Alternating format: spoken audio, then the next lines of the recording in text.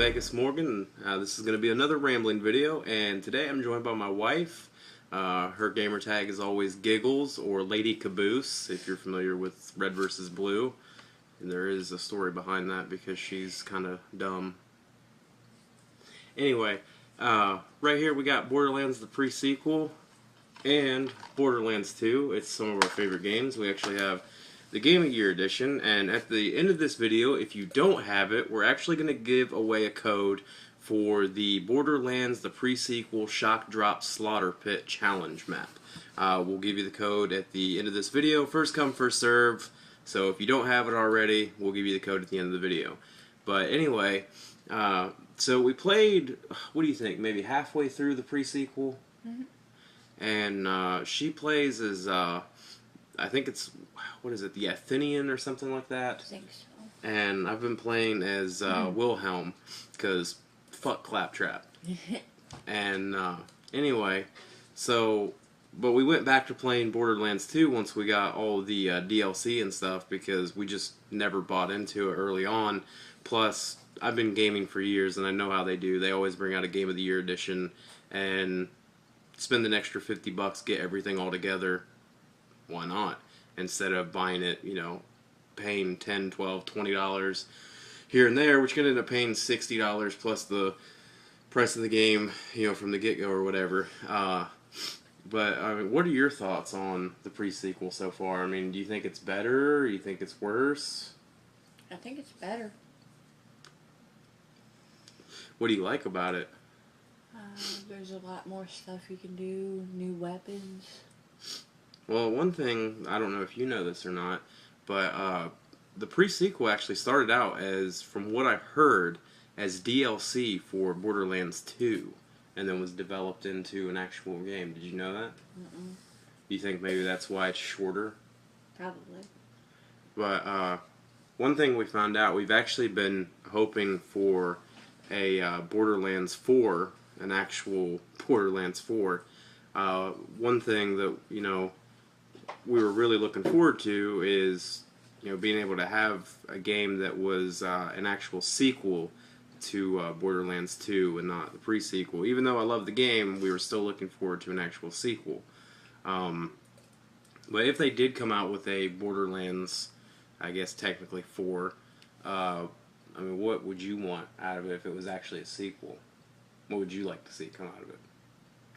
More badass things to kill. What do you mean, more badass things to kill? Well, you got the vault we killed in the second one. Yeah. And you finally got to meet Butt Stallion in the second one. And the DLC. Well, yeah. Well, I'd like to see Butt Stallion more.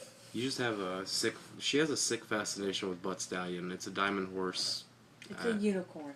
What the fuck ever, but... That shoots iridium out of its butt. Shoots iridium out of its butt? Yes. Yeah, we played through the Tiny Tina, Dragons. Dungeons and Dragons type DLC just recently, and she freaked the hell out when Butt Stallion came out at the end. She was like, "Oh my god!" Yeah. But anyway, one thing we just found out was the BorderLands creator Matthew Armstrong has actually left Gearbox. He actually confirmed that on Twitter, and as both creator and writer of the first game in the series, Armstrong was also involved in BorderLands 2 and BorderLands the pre-sequel in various capacity. News of Armstrong's departure follows the closure of 2K Australia and the studio responsible for last year's the pre-sequel. With work complete on both the pre-sequel and the recent Handsome Collection for consoles, Armstrong told Game Informer that he'd taken the opportunity to leave at a time when he was non-vital. So what do you think that means for, you know, that are we going to get a BorderLands 4 now that he's gone? Or do you think it'll even matter? I don't think it matters. I mean, do you think it's more concerning that they're working on, like, Battleborn and stuff? I mean... It might get put back, like, on the back burner. See, that's what I'm thinking. Longer. I'm thinking it'll take a lot longer to come out, if it even comes out. Because I think a lot of times... you know, these games, so I know a lot right now, they're rehashing stuff, and that's awesome, and they're, you know, doing reboots and stuff, which is cool. Which, speaking of reboots, one reboot, I know we've talked about it before, you actually wanted to watch me play it, was the Legend of Dragoon. And you never got to play that when you were younger, did you? Mm-mm. And I would love to see a reboot of that game. I don't know, a lot of you people have probably played it, but I loved that game. It was one of the first Final Fantasy-esque RPGs that I ever played that I fucking loved. And I know one of the main games that me and her get to play together is Minecraft, but we also have been playing a lot of Diablo 3, which she loves Diablo 3. But one of the cool things is being able to play an FPS RPG style game together, like, Borderlands. And that's one of the things, too, that concerns me is lately, it seems like people haven't been too concerned about couch co-op. And for people like me and her, that's an issue because that's how we play our games. And, I mean, has that not annoyed the shit out of you when we go to get a game and it's not split screen? Yep. I mean, look at, Minecraft. If you don't have HD, you can't play split screen. And that affected us, many times because of the TV we have. It's a very large TV, and we've never wanted to get rid of it because it's like an old projector style TV, and it's great for gaming, but it's not necessarily high definition. And we couldn't even play split screen on Minecraft, and that fucking sucked. But we love playing Borderlands. She always plays as the Siren. What level are you now? I think because we restarted. We've probably played through the game 2 or 3 times. I think I'm 42. You're 42 now. Mm-hmm. I think I'm right around 45 with the Commando. I stopped at like level 37 or something like that on the Assassin. We've never got up into like the 50s and 60s because we always end up replaying it. Like, I think we started again with you playing with the Necromancer, wasn't it? And you're the Psychopath? Sorry, yeah. That's our problem. We keep rehashing it, going back and forth and playing it over and over again. But playing True Vault Hunter. Yeah. With those ones. That's actually something I would love to see if they do create for. Remember at the end of Borderlands 2, there's the little like map thing, and it shows all the vaults that pop up and stuff. Remember they talk about that and everything. Wouldn't that be awesome to go explore all the vaults on like all the different worlds and stuff? What do you think? Wouldn't that be kind of cool? Oh yeah. I mean, do you think they would have to put in implement boss battle for each vault, kind of like the Destroyer of Worlds and stuff? That'd be epic. You get more legendary loot that way too. True. What do you think on the legendary loot? Did you feel like when we got the DLC that it was indeed, boosted a little bit? Yeah, kinda. See, I mean, I heard they were supposed to boost it, but honestly, I haven't noticed much of a difference. I mean, and most of the legendary guns that we've got, I mean, we probably, legendary items in general, what do you think? We probably have like 15 maybe? Yeah. And most of them you have to buy them with those torque tokens. Yeah, which that's for the badass creator of badassitude, but that's just the thing they implemented. Yeah. I was actually talking about the percentage of how much they drop, and I mean, I've not noticed. Mostly we've been getting the magenta colored stuff. The Seraph weapons, yeah. We've been getting a lot of Seraph weapons, which, I mean, they're great, but we were kind of looking for more legendary items, because we did the Doctor's Orders, I'm sure most people know how to do that.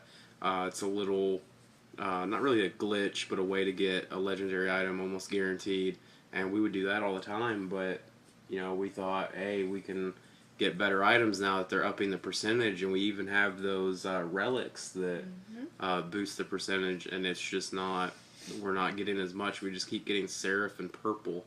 Like, everything we get is Seraph or Purple. That's like all we've been getting lately. And I think in total we have actually like maybe 2 legendary items that are worth a shit. If you want, you can pick her up. It's our little puppy. She's like just very prone to, anytime we shoot a video, she wants to be in it, and she wants to cause problems, and she wants to make noise, and she wants to attack and bite, and all that good stuff. But I was gonna read a little bit what I got pulled up here. It was something that Armstrong had said. He said, "I could leave without damaging Borderlands or Gearbox too much, if I did it at this moment, so now was the time. I think Gearbox will do great in the future, and I think Borderlands will stay strong and awesome. I've been thinking about it for a while. I'm not quitting out of anger or getting fired. It's just time for a new adventure. I'm an inventor. I'm ready to make something new, not just new to me, but new to everyone. And it, you know, a lot of people were speculating and saying that we're likely to see a Borderlands 3, you know, technically 4, I guess if that's how you want to call it, at some point, but probably not for a while, because Gearbox, they started working on Battleborn, and I was actually reading an article not too long ago. It looked like they were working more towards PC, because they said that that was like back in their roots. Do you think that's a good decision on their part? No. Well, of course you don't, because you want another Borderlands. Yeah. But I mean, who doesn't want another Borderlands? If you're a Borderlands fan, obviously you want it. We're not necessarily, I can't speak, it's your fault. We're not necessarily going to end the episode here, but I'm going to go ahead and give you the code. Like I said, it is a pre-order bonus. It came with my Borderlands, and like I said, it's first come, first serve. And it is the Shock Drop Slaughter Pit Challenge map. So if you didn't pre-order yours, use this code. I had an extra one, and I wanted to give it away. But it is GP-D-F-9-7G-4JKJ-Z. There you go. You can see that right there. Go ahead and pause your screen if you need to, and you can go ahead and use that. And like I said, it is the pre-order exclusive that came with the game. And like I said, we had an extra one, so I wanted to go ahead and give that away to people if they didn't already have it. If you missed out on your pre-order, you can go ahead and use that, my treat. So, and we're going to try to do more giveaways and stuff. Mainly anytime I do a rambling video by myself, I'm probably not going to give you jack shit. You just get to listen to me talk. But anytime that my wife is involved, most likely we're going to have something to give away, because she's a giving, caring person, and she just likes to give people stuff. Maybe she thinks it makes people like her better or something. I don't know. She's a caring person. I'm not. I don't care. I mean, you can either watch my videos or not, and sometimes we'll give you stuff, sometimes we won't, but hey. What do you think about some of the mods that you've seen with Minecraft implementing some of the like Borderlands like textures and stuff? Have you seen any of those at all? I've seen like pictures and stuff. I don't even know if that's real or if it's stuff that people are making with like Photoshop and putting it online with their like Borderland textures in Minecraft. It doesn't make any sense to me. Like, what the hell is a Borderland texture anyway? I mean, you're basically putting volt symbols and stuff in the game, and that's really all you're doing, because obviously Minecraft doesn't have guns, and you can't implement that. So There's a mod for guns. There is a mod for guns. See, she knows more about Minecraft than I do. I created like a massive city and created a Mario montage, and then like just gave up after like maybe 2 years of fucking playing. But anyway, excuse me. We're gonna go ahead and end the episode here, but you know, I just wanted to talk a little bit about Borderlands. We're huge fans of the game. We really do hope that they do come out with a new one, and we'll just have to keep our fingers crossed and just hope for the best. But thanks, guys. Thanks for tuning in. Check out the rest of my videos. Check out my Rust Let's Play, and check out the rest of my rambling videos. And I hope when you guys enjoy the DLC there you got. All right. Peace.